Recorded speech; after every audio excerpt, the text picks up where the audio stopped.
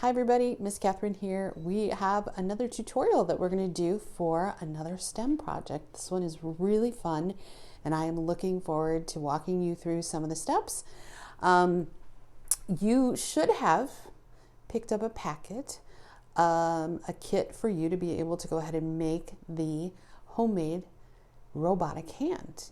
We have them at the library. If you haven't picked one up yet and you'd like to come by and grab one so you can watch the video again and make it with us or make it on your own, please do. We have a limited number. You might want to give us a call really quick to see if we have some left, but we'll help you out. Don't worry about it.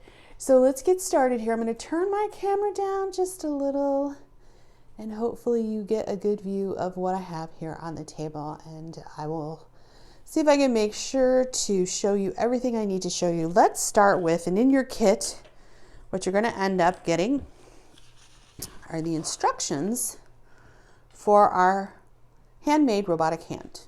All right. You're going to get a piece of cardstock. Now this is cardstock. It's a little bit thicker than, well, I have a piece of printer paper here. Printer paper. Can you hear that? Thin. Not as thin. And you want something a little bit thicker like cardstock or cardboard.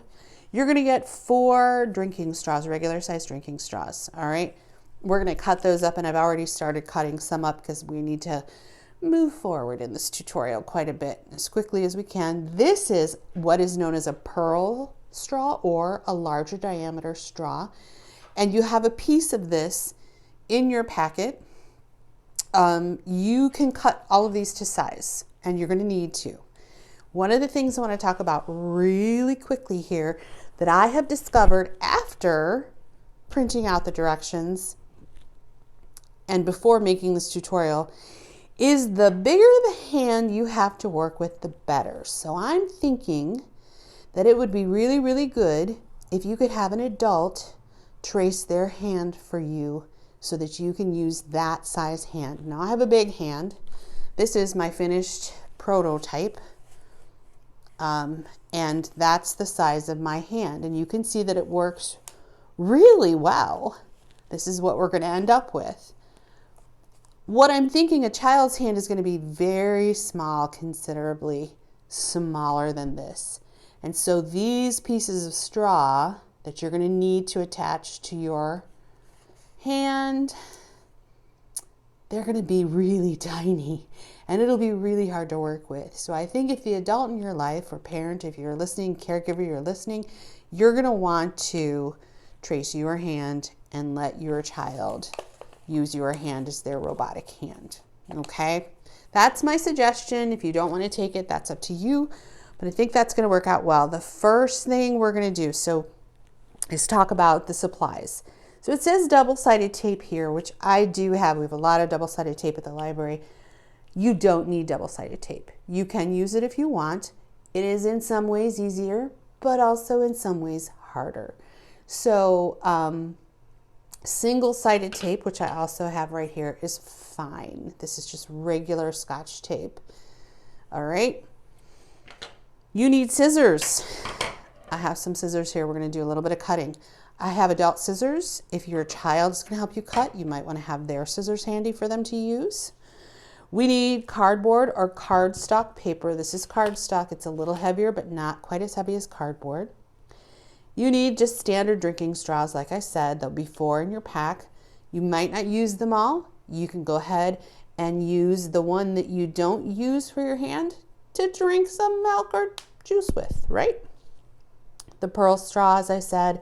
And then there'll be 5 pieces of yarn within your packet as well. I have a little less because I've started a hand here. You're going to need a pencil too. Not on the list, but of course you're going to trace your hand, so you are going to need your pencil. So I have traced this hand here on this paper just to show you how I did it. You are going to want a little bit of your wrist. I would say lay your hand down on your paper with about 2 inches beyond your wrist on the paper, and you want it as straight as possible. You want your wrist as straight as possible. You want your hand your fingers to just be straight out. You don't have to flare them out, just straight out, but you need to be able to get in between them with your pencil. So you just lightly trace around them, enough so you can see it. You don't have to go exactly up to the skin, trace right against your skin. You can make it a little bit bigger, but leave your hand there once you're done tracing it, and then mark where your fingers bend. So you're just gonna make a little mark. You can see I've already done it, but a little mark here. Your thumb's gonna have two. One where the knuckle is, and one where it hits your palm. Your fingers are each going to have three because we have a little piece right underneath your fingernail that bends.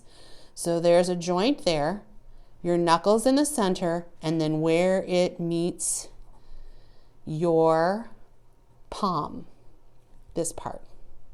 All right, so 3 marks for each finger. So you can see here I've traced it here and here. Here, here, and here.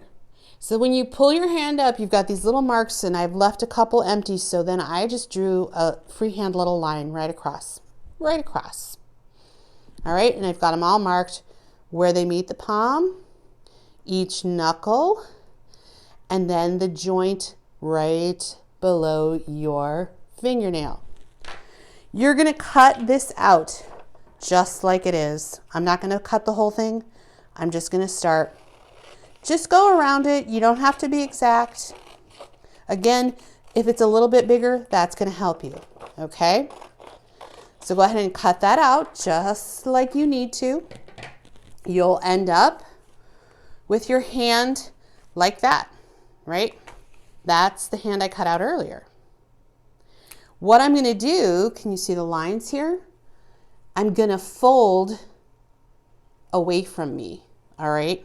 I just had a little piece fall off. We're going to put it back on in a few minutes. But you need to fold where the lines are. So you'll have 2 folds on your thumb and 3 on each finger. You see that? I folded here and here and here. Not a crease, just a nice fold so that you can, when you turn it over, because we're going to make the hand on the other side. So the other side where the lines are, they should all fold in like that. You'll see the lines on the back, but not on the front here. All right. You need those lines. We need to form those joints in your hand. You can kind of see them on my hand. There's a line here, here, and here. All right. And what we want to do with our paper hand is be able to move it like this. We are studying the anatomy of our hand. Anatomy is the study of the body and all the parts that are in the body, right? All your organs, all your muscles, all your bones, everything that goes into making you who you are. What we're looking for, and what we're going to recreate, are how the muscles and the tendons work. When you look at your hand, simply put, because I am not someone who studies anatomy, but I do know that we have bones. That's the hard part in your hand, right? Your bones. You have lots of little pieces here, right? And we have cells. We have veins. You can see on the back of my hand, there's some veins. So I have a blood supply that runs through my hand. And I have a lot of nerves so that when someone pinches me, I can feel it. Those are my nerve endings, but the nerves also tell my hand when I think I'd like to make a fist, I just do. And the nerves take that message from my brain and it runs all the way down into my hands. And then the muscles and the tendons know that I want to make a fist. And it's really, really a simple way to put that. Again, I'm not a doctor. I don't study anatomy. You know, the other things we have in here are cells, and we have a lot of covering of skin. We have 7 layers of skin on our body, and that helps to protect the nerves, the muscles, and the tendons, because if something happens and those are cut deeply, you get a deep cut in your hand, sometimes you can't feel because you cut nerves. Sometimes you can't move your hand. So we're an amazing machine. Our bodies are amazing. And I mean, it's really exciting to me to think about this. But anyway, people study how our hands move and how they can make that into the movement of a robot. So a lot of robotic engineers study the way people move and the way animals move so that they can recreate that in metal and wire and computer chips. There has to be a brain to give that hand a command, that function, like we just do automatically. So we're going to recreate that a little bit here today. All right. And that's our little STEM. That's our little science lesson for the day. So we have our hand cut out. We have our little joints made with our folds. And what we're going to do is we're going to cut up some straws. Okay. So I have some pieces cut here. They're kind of rolling around. This is the problem that I have with this experiment. And this kind of a project is there's lots of little pieces. So what I do typically when I put these together, I've cut 3 at a time. We can cut more than once, but we can't add any to the straw. So you want to cut it just a little bit bigger than you need it. I'll just show you on this one. I'm going to cut this one, but when I look at it, because I want to lay it down here on this top, it's too big. I have a little double-sided tape there, but that's too big. It has to be much smaller because when we pull on our string, on our tendon, we need our joint to be able to move together to collapse a little, like our hand. So we have to have space in between the folds. We can't have our straw sitting over the fold. It has to be in between the folds, and it has to be a lot smaller than that space in between the folds, okay? Now, I'm going to take this back off, and I am going to cut just a little bit more off of it to get it to be a better size. And I would say that that actually is a pretty good size. Now, for those of you who are using single side tape, what you're going to do is take about 1.5 inches of tape and you're going to cut it in half. So you have 2, and it's hard to do, you have 2 longer pieces of tape, but they're not really wide. The reason we're cutting it in half is because our tape cannot cover the ends of our straw. So you're going to put it on top and you're going to wrap it to the back. Okay, so it'll be on the back here, and you just need it to be flush, but it will hold that on. Okay, and then this middle piece has to be just a little smaller than that, so I'm just going to trim just a touch off there, and I'm going to use the other half of that tape to tape it down. I'm just going to work with you and finish this off. Now you are going to do this in stages. I'm a little bit further along because my video cannot be too long, or else my phone will not allow me to upload it and we won't be able to use it. Little tricks of filming at home with your iPhone, and my iPhone is a little bit older. Films really well, but it's a little fussy on the upload, so I've got to watch my time here. So that piece is going to actually fit in there pretty well. And then again, we're just going to take about 1.5 inches of our single-sided tape, cut it down the middle, leave a piece over there on your finger right there, and then you can use 2 other fingers to manipulate this tape. You're going to lay it across the straw so it doesn't touch the ends at all. It's just right in the middle, and tape that piece on. We'll do another one here without any sticky tape. We'll do it with just the single-sided tape, and what I'll do is I'll put it right in the middle of the straw, and then I'll take that straw and I'm going to tape it in the middle of that piece of paper. I'm going to need 1 more piece, I see. So I'm going to cut it a little bigger, and when you cut the straw, it's helpful to hold both ends. You could work together with your child to do that. You know, have them hold and you cut. And then you can trim it down. It's going to be just a little smaller. I'll need another piece of tape, which I'm going to use the other half of on our longer pieces that we're putting on the palm. We have to have them on the palm. There we go. Got one there, one here. I'm going to lay it again just across the middle of my straw here. You see that? So I've got tape on either side. Then I'm going to take it and I'm going to put it right here in between those folds. I'll try and line it up a little bit. Stick it down and wrap it behind so you see it on the other side. Okay? So those are the fingers. Now what we need to do is also make some longer pieces. So you kind of lay your straw down and see, how long do I need this to be? I need it to run from the finger towards my wrist, and I need it to kind of line up. It's okay if the little finger joints are a little bit wonky. We want to try and keep these as straight as we can so they're going just down. This will be okay the way it is. And they're just about as big as your palm, but they don't hit your wrist, okay? They don't come down here to the wrist. And I've laid some down on some double-sided tape, but again, you can just put your tape across them.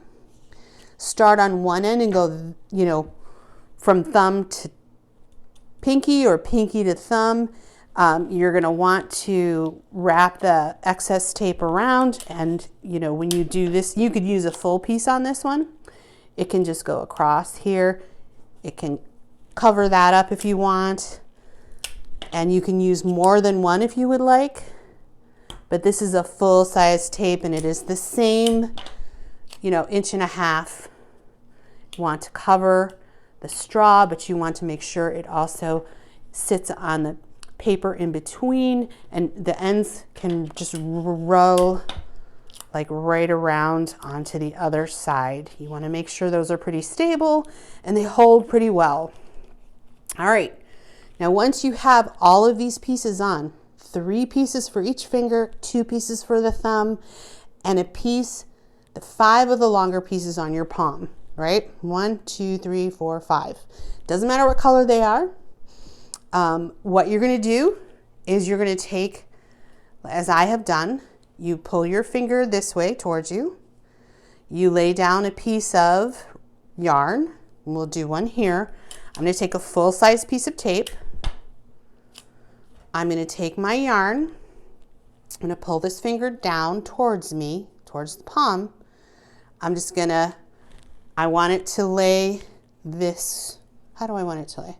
I want it to lay this way, yeah, because we're going to string it this way. So we're going to have the end point towards that joint, and we're just going to put the tape on any way you want to tape it on. I taped it. I use the length of the tape this way, but you can do it any way you want to. You can trim off the ends of the tape here, but it seems to hold pretty well. We'll do another one here. This one we'll do the opposite way. So we'll pull this one down and we'll take the tape and we'll tape it. You know what, we're not going to do that because we can't cover up. Yeah, we're going to tape it, the tape long down the finger, not around the finger. What you don't want to do is cover up any of these holes for your straws. Okay, so one more, and watch what I do. I pull that thumb down. I put just 1 inch or less of that yarn on the finger and tape long way down, so the length of the tape runs this way. You can fold those edges over, but make sure you don't get any tape on the ends, you know, the straws, on the ends of the straw, okay? So now what we're going to do, and this is a little hard, it can be a little challenging, but you're going to want to thread your straw through you're going to thread your yarn through your straws. Can you see how that's moving through there? I'll hold it up a little closer. It's not that hard. I like to do 1 or 2, pull it through a little bit longer. You can manipulate this any way that works best for you. If you need a little more tape, use a little more tape. If you need to do a little bit of this, oh, that doesn't actually work. Oh, I'm doing it the wrong way. There we go. You can do that. Push it through. You can even trim these ends off a little bit if it gets to be a little difficult. Like what I'm going to do now, and I do this with thread sometimes when I'm sewing. So I just trim that edge off a little bit. You're going to have plenty to thread through your hand. And last but not least, you go right down through here and pull it through. And then look at this. Oh, it works. It works. All right, so let's do one more. I'll do one more with you, and then I'm going to show you how to finish up on your own. You can re-watch the video as often as you need to. See how easily that's kind of going through there? Let's see if it'll keep going. You don't need a needle to pull it through. You really can do this on your own. It's take a little bit of manipulating, but it will pull through. So I have 2 joints done. I'm going to go for the 3rd on the finger here. Just goes right through there, and then I don't think I can get it through there. Oops, and you can always just pull this yarn this way. If it gets a little tangled, just untangle it up. It's not a big deal. And it goes right through that straw because the straw is really smooth. Okay, and then that one goes through. You gotta watch all this tape. All right, and one more, and then I'll show you what we do with the pearl straw or the big diameter straw, okay? That one's gonna be our wrist and hold it all together. Again, I think it would be best to use an adult size hand, even for your children, just because these little pieces of straw can get really tedious and hard to manipulate if they're really small. There we go. One more finger joint. All right. And then straight through the palm. There you go. All right, so we've got 3 done here on my demo. I'm gonna leave these 2 there. I just wanna show you how to finish up. So you have either a green or a blue, or I'm not sure all the colors that I cut. It may just be green and blue. This is gonna be too long for most of you. It should not be that long. So we are gonna cut this one. All right.